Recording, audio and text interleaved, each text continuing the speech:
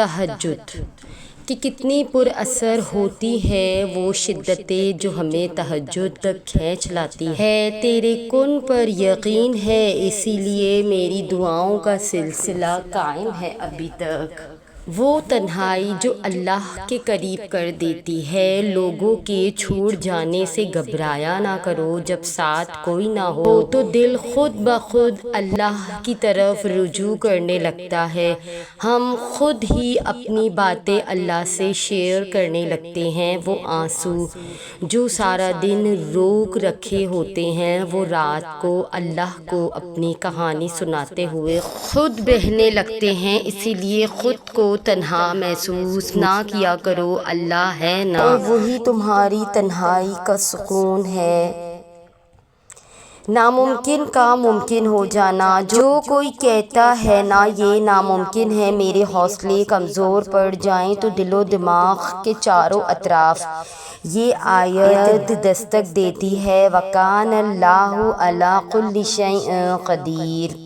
اللہ کریم ہر چیز پر قادر ہے، اور حوصلے اتنے مضبوط ہو جاتے ہیں کہ اللہ کریم تو واقعی ہر شے پر قادر ہے، سب کچھ ان کے ہی اختیار میں ہے، اور یہ ایک دفعہ نہیں بلکہ کئی دفعہ ایسے ہی تو اللہ کریم نے سنبھالا ہے، اور پھر وہ خوشی اور شکر گزاری کی ملی جلی کیفیت اور چہرے پر مسکراہٹ، اور پھر سورہ رحمان کی آیت، اور تم اپنے رب اللہ کریم کی کون کون سی نعمتوں کو جھٹلاؤ گے، اور ایسا سب کے ساتھ ہی ہوتا ہے، کبھی نہ کبھی کہیں نہ کہیں، یا اکثر ہم ہمت ہار جاتے ہیں اور ہمیں لگتا ہے کہ کچھ نہیں ہو سکتا، مگر اللہ کریم کا کن کہنا اور ناممکن کا ممکن ہو جانا، اللہ کریم سے ایک دفعہ تعلق جوڑ جائے تو وہ کیسے کیسے اپنے بندوں کو سنبھالتا ہے، یہ تو بندہ گمان کر سکتا ہے نہ بیان۔ الحمدللہ رب العالمین کہ اللہ ہر وقت آن لائن ہے، اللہ ہر وقت آن لائن ہے، ابھی بات کر لو۔ وہ یہ نہیں کہے گا کہ میں اس وقت مصروف ہوں، تم سے بات نہیں کر سکتا۔ وہ یہ بھی نہیں کہے گا کہ پہلے میرے پرسنل اسسٹنٹ سے اپوائنٹمنٹ لے لو۔ وہ تو ہر وقت تمہاری کال کا منتظر ہے، تمہیں ویلکم کرے گا، خوش ہوگا، تمہارے گناہ بخش دے گا، تم پر رحمت کرے گا، اور تمہاری دعاؤں کے مقابلے میں کہیں گنا زیادہ دے گا، دنیا میں بھی اور آخرت میں بھی۔ پھر دیر کس بات کی ہے، بات کرنا شروع کر دو، کیونکہ اس کے در پر کبھی دیر نہیں ہوتی۔ تو ملاقاتہ فرمائیں، اب بھی رابطہ کریں، لائن ڈیڈ ہو جانے سے پہلے، بس یہی ڈیڈ لائن ہے کہ اللہ کبھی آف لائن نہیں ہوتا، وہ تو ہر وقت آن لائن ہوتا ہے۔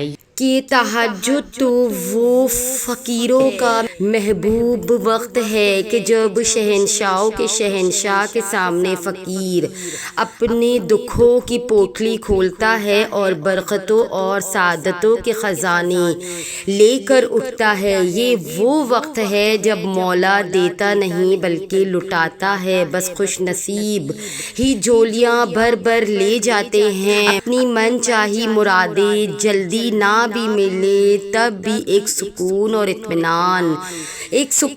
اطمینان تو مل ہی جاتا ہے، اور وقت آنے پر وہ من چاہی مرادیں بھی پوری ہو جاتی ہے۔ ایک بار اس وقت کی مٹھاس چکھ لیں تو بستر پہ اس وقت کے آتے ہی کانٹے چبھیں گے۔ دو عالم سے کرتی ہے بیگانہ دل کو عجیب چیز سے لذت آشنائی۔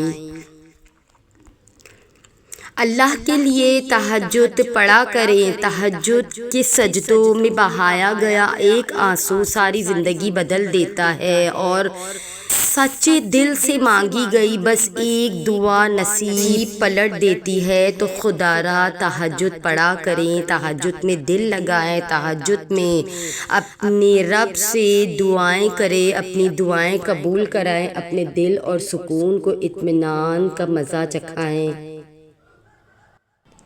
رات کی تنہائی اللہ کے قریب کرتی ہے، تنہائی اللہ کے قریب کرتی ہے۔ لوگوں کے چھوڑ جانے سے گھبرایا نہ کرو، جب ساتھ کوئی نہ ہو تو دل خود ہی اللہ کی طرف رجوع کرنے لگتا ہے۔ ہم خود ہی اپنی باتیں اللہ سے شیئر کرنے لگتے ہیں۔ وہ آنسو جو سارا دن روک کر رکھے ہوتے ہیں، وہ رات کو اللہ کو اپنی کہانی سناتے ہوئے خود بہنے لگتے ہیں۔ اسی لیے خود کو تنہا نہ سمجھا کرو، اللہ ہے نا وہی تمہاری تنہائی کا سکون ہے۔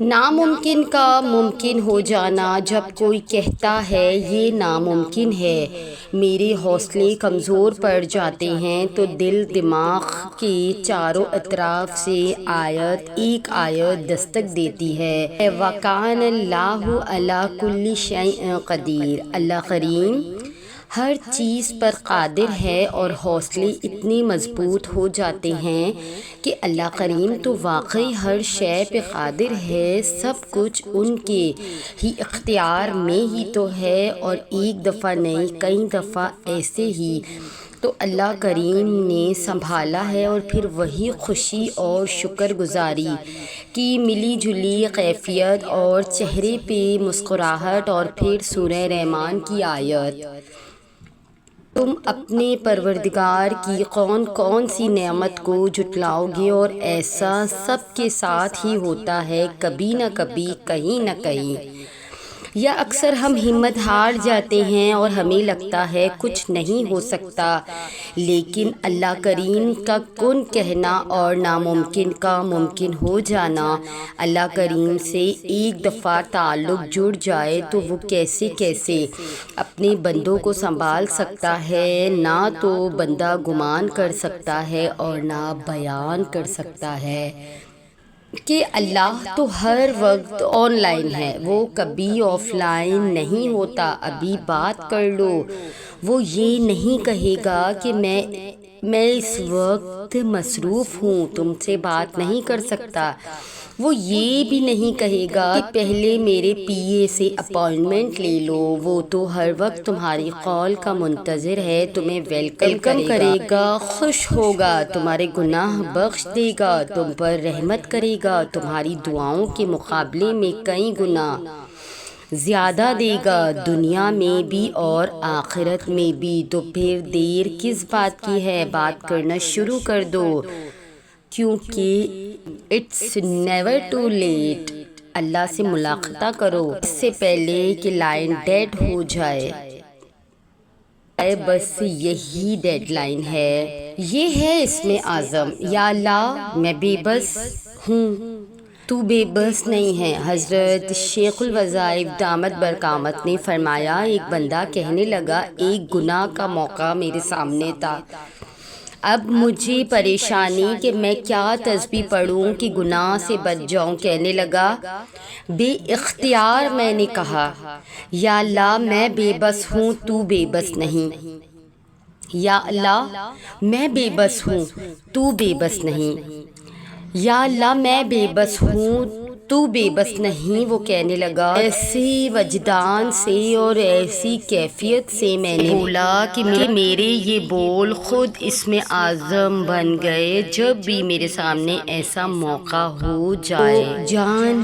لٹنے والا اور ایمان لٹنے کا وقت آ گیا ہو، اس وقت میں یہی پڑھتا ہوں، یا اللہ میں بے بس ہوں، تو بے بس نہیں۔ کہنے لگا، اللہ مجھے ہر گناہ سے بچا لیتا ہے، تہجد یا بستر۔ حضرت ابو درداء رضی اللہ تعالی عنہ سے روایت ہے، نبی کریم صلی اللہ علیہ وآلہ وسلم نے فرمایا، جو شخص اپنی بستر پر سونے کے لیے آتا ہے اور اس کی نیت یہ ہوتی ہے کہ وہ رات کو اٹھ کر نماز پڑھے گا، پھر اس پر صبح تک نیند غالب آ جاتی ہے، اس کے لیے اس کی نیت کے مطابق پورا ثواب لکھا جائے گا، اور اس کی نیند اس کے رب کی طرف سے صدقہ ہوگی۔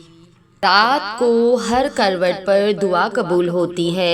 حضرت ابو امامہ رضی اللہ تعالی عنہ فرماتے ہیں، میں نے خود حضور اکرم صلی اللہ علیہ وآلہ وسلم کو فرماتے ہوئے سنا ہے کہ جو شخص رات کو باوضو اپنے بستر پر سونے کے لیے جائے اور وہ اللہ تعالیٰ کا ذکر، قرآنی آیت، سورت، تسبیح، وظائف وغیرہ کرتے کرتے سو جائے اور پھر رات میں کسی وقت بھی اپنی کروٹ بدلتے ہوئے اللہ تعالیٰ سے دنیا اور آخرت کی جو بھی دعا مانگے گا تو اللہ تعالیٰ وہ خیر اسے عطا فرمائے گا۔ اس کے علاوہ بعض ایسی روایت بھی ہے جن میں باوضو سونے کی قید نہیں ہے، بغیر وضو بھی تلاوت، اللہ کا ذکر، تسبیحات و وظائف وغیرہ پڑھتے ہوئے سو جائے اور رات آنکھ کھل جائے یا کروٹ بدلتے جتنی مرتبہ اور جو دعا بھی مانگے گا وہ سب انشاءاللہ اللہ تعالیٰ کے ہاں مستجاب ہوگی۔ تہجد سے یہ تعارف تمہارا بے وجہ تو نہیں ہو رہا، آخر کچھ تو ہے جو ممکن ہونا ہے۔ رسول اللہ صلی اللہ علیہ وآلہ وسلم نے ارشاد فرمایا، تہجد کی نماز جسم کی بیماریوں کو دور کرنے کا ذریعہ ہے۔ نماز تہجد اس کی کم از کم 2 رکعتیں مسنون رکعتیں 8 ہے اور مشائخ کے ہاں 12 رکعتوں کا معمول ہے۔ بعد نماز عشاء سو کر جس وقت بھی آنکھ کھل جائے پڑھ سکتے ہیں۔ تہجد کے لیے اٹھنے کا یقین ہو تو وتر چھوڑ سکتے ہیں۔ اس صورت میں وتر کو نماز تہجد کے ساتھ آخر میں پڑھیں، یوں کل 11 بن جائے گی، ورنہ وتر بھی نماز عشاء کے ساتھ پڑھ لینا بہتر ہے۔ یہ نماز تنہائی میں اللہ سے مناجات اور ملاقات کا دروازہ ہے اور انوار و تجلیات کا خاص وقت ہے۔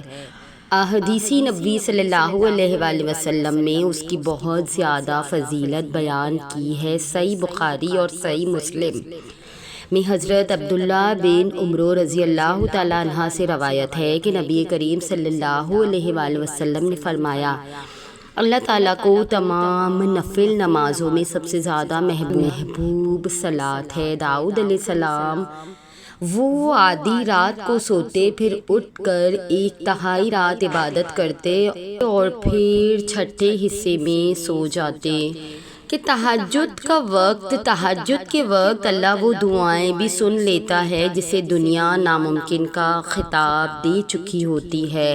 ہار مت مانو کیونکہ تمہارا تہجد کا معجزہ عنقریب ہونے والا ہے۔ تو یہ تھی ہماری آج کی ویڈیو۔ اگر آپ ہماری اس کاوش کو پسند کرتے ہیں تو ہمارے چینل کو سبسکرائب کر کے ہمارے ساتھ جڑ جائیے۔ جزاک اللہ۔